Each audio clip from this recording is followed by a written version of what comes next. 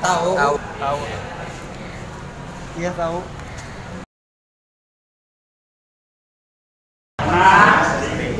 Ada yang sering? Belum sih. Ada yang belum juga ya? Enggak. Saya pernah. Saya nggak pernah. Saya pernah. Udah pernah sih. Udah pernah. Sering? Enggak juga. Nggak terlalu sering.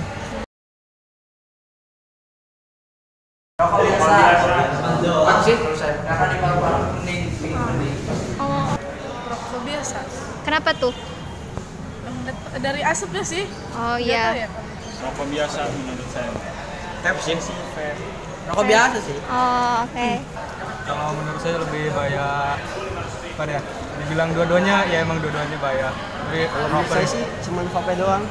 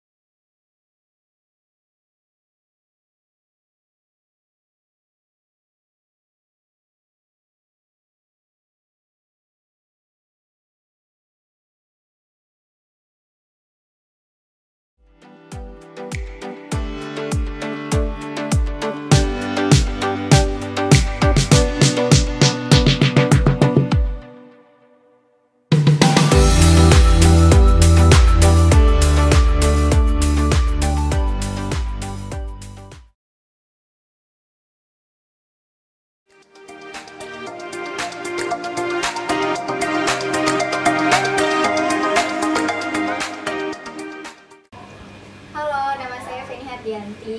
Saya ingin mewawancarai nih kepada saudara, namanya siapa? Alma. Umurnya? 17. Kelas SMA kelas 2 ya berarti.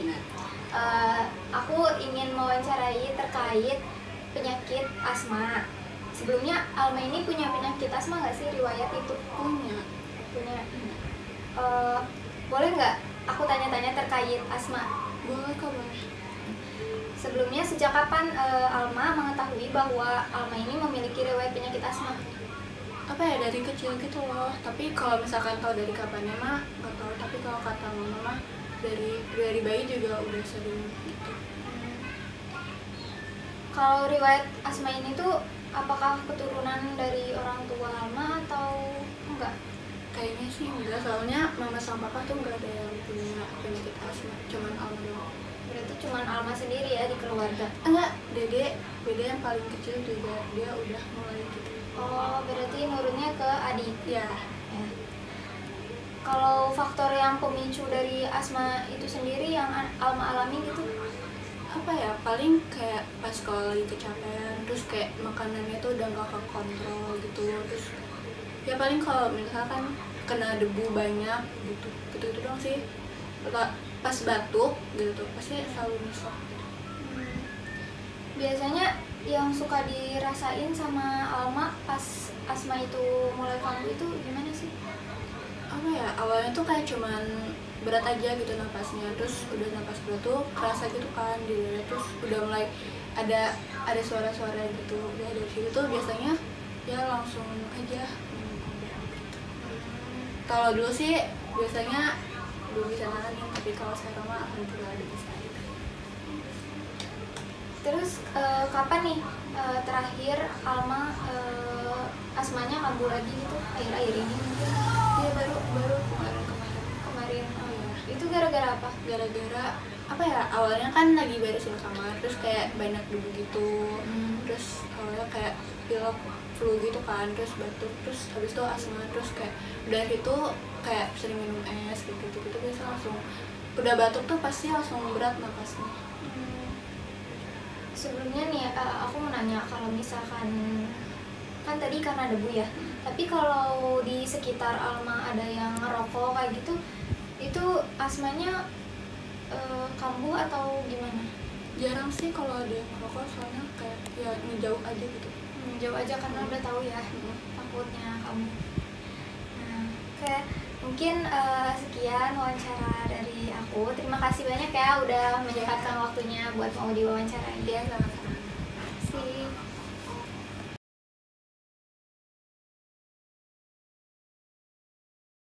Halo Sobat Sehat, jumpa lagi dengan saya Dr. Sung. Pada video kali ini saya akan membahas topik yaitu asma. Saya sering mendapatkan pertanyaan dari teman-teman, dari Sobat Sehat juga. Dok, asma itu apa dok?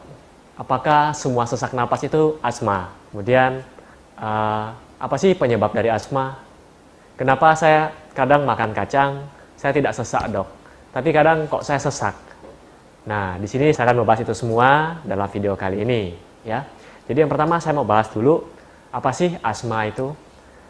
Nah, asma merupakan penyumbatan saluran nafas atau peradangan saluran nafas yang berlangsung secara kronis, yang ditandai dengan adanya batuk, adanya mengi atau wheezing.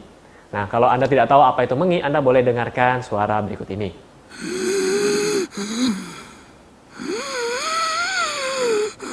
Dan disertai dengan rasa sesak di dada, ya. Nah, kemudian ada yang bertanya tadi, apakah semua sesak itu adalah asma? Jadi tidak semua sesak itu adalah asma. Contohnya, misalnya Anda yang punya penyakit jantung atau orang tua Anda, mereka juga bisa merasakan sesak di dada. Atau mungkin habis mendengar berita yang tidak baik, juga ada rasa sesak di dada. Atau mungkin Anda habis diputus pacar Anda, mungkin ada rasa sesak sedikit di dada. Tapi tidak disertai dengan batuk, tidak disertai dengan mengi. Ya, Anda sudah dengarkan suara mengi tadi atau wheezing tadi. Itu adalah khas dari asma. Apa sih penyebab dari asma? Kenapa kok saat sesak napas keluar suara tadi? Nah, jadi di dalam saluran pernapasan kita, mulai dari hidung, kemudian masuk ke saluran pernapasan berikutnya sampai ke paru-paru, itu terjadi penyempitan pada saat serangan asma.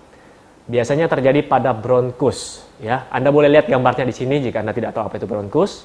Nah, di sana terjadi penyempitan atau kita sebut dengan bronkokonstriksi atau bronkospasme. Nah, saat terjadi penyempitan, biasanya juga disertai dengan produksi lendir yang kental. Akhirnya akan menutup sebagian besar saluran pernapasan sehingga menimbulkan bunyi wheezing yang khas.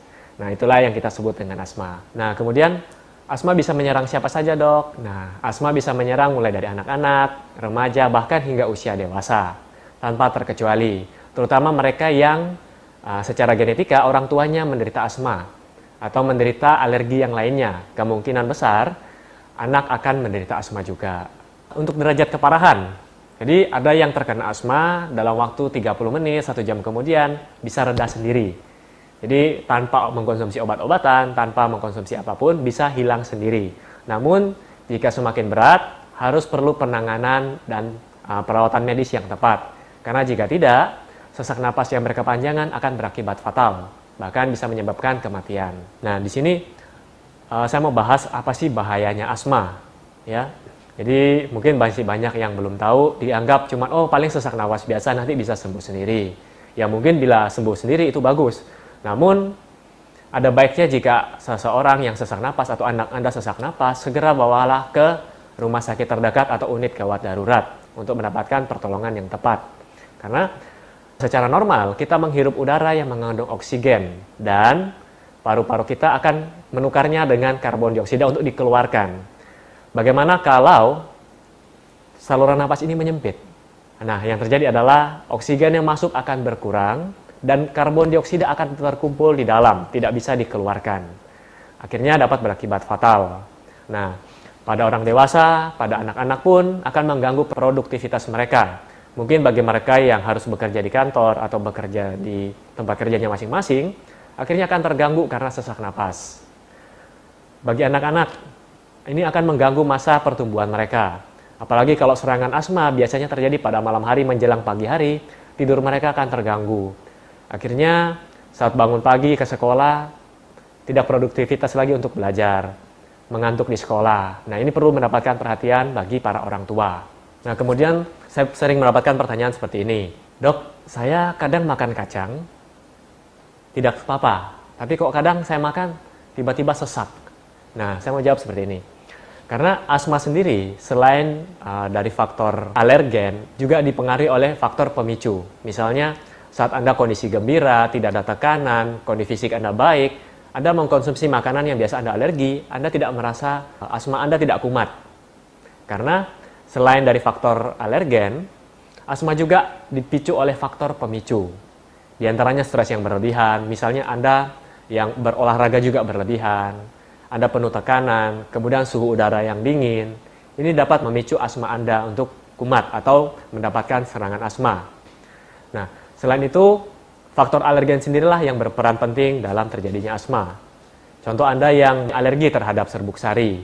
Jika terkena serbuk sari, maka asma Anda akan kumat. Atau Anda yang alergi terhadap kacang. Atau Anda yang alergi terhadap seafood. Ya, jadi bagi Anda yang alergi, coba berhati-hatilah untuk mendekati atau mengkonsumsi makanan-makanan yang menyebabkan asma Anda kumat. Ya, selain itu juga Anda harus memperbaiki pola hidup Anda, terutama pencernaan Anda, pilihan makanan Anda. Karena makanan-makanan yang banyak mengandung pengawet, banyak yang mengandung zat-zat kimia, ini dapat membuat sistem imun kita lebih sensitif. Oke? Nah, semoga video yang saya berikan ini dapat bermanfaat buat Anda semua.